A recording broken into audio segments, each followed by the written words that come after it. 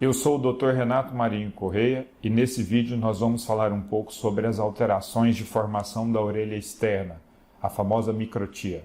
Você já ouviu falar disso?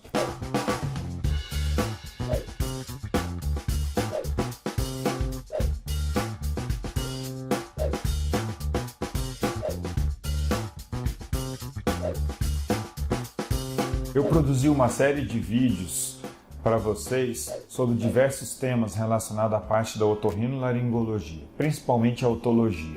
Eu convido vocês, os que me acompanham e que ainda não acompanham, a seguir meu blog, meu canal no YouTube, meu Instagram. Quem sabe lá não tem alguma informação que pode ajudar ou orientar vocês em relação aos problemas da otorrinolaringologia.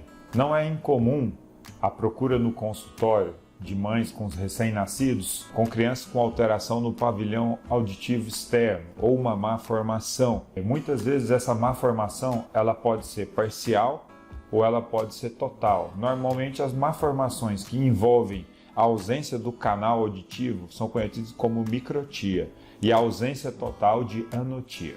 Quando falamos das alterações de formação do pavilhão auditivo externo, é comum que se associe não só uma alteração estética, mas uma alteração funcional auditiva. As pessoas chegam a imaginar, até na questão da criança não ouvir, não conseguir ouvir, e o ouvido não funciona. Mas normalmente a má formação externa não condiz com uma má formação interna, devido ao desenvolvimento embrionário ter alças diferentes. Quando nos deparamos com a conduta em relação a essas alterações da má formação externa da orelha, temos que ter em mente que a alteração funcional ela é a mais importante de ser resolvida, porque você consegue resolver antes. A criança, para fazer a alteração, a correção estética, ela precisa estar mais velha, mais desenvolvida, num tamanho de padrão de crescimento próximo do adulto.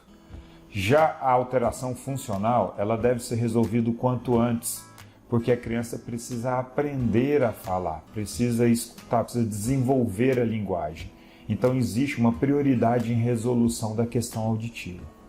Essa resolução da questão auditiva, ela precisa de várias formas. É claro que cada criança individualmente deve ser avaliada pelo médico especialista, o otorrinolaringologista, principalmente o que se dedica à otologia, para ver qual a solução auditiva para esse melhor desenvolvimento na tentativa de resolver ou melhorar a capacidade auditiva dessa criança. Esses tratamentos podem envolver desde aparelhos auditivos que são colocados através do uso de uma faixa e vão impulsionar esse som através de vibrações ósseas, até próteses ósseo-ancorada, que são pequenas cirurgias que são feitas na região próxima do ouvido, como uma antena, que vão ajudar através da vibração óssea também a potencializar, a aumentar a capacidade dessa criança poder ouvir.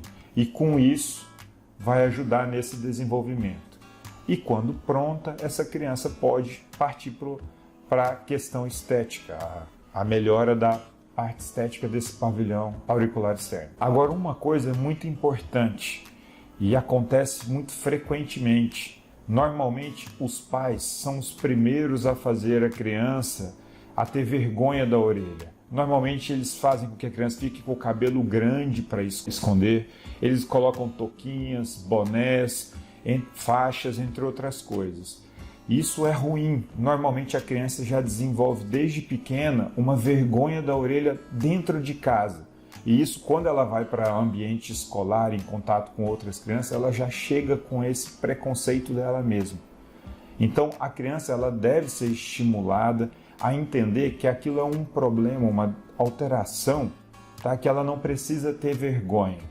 Então eu acho que uma das principais dicas em relação a isso é que se você vive isso, se você tem uma criança que tem uma alteração, uma deformidade da orelha externa, não deixe de estimular que aquela criança aceite esse problema. Quem deve decidir fazer a parte estética e a hora que deve decidir é a própria criança, quando ela tiver essa consciência. Não se esqueça disso. Cuide bem do seu filho.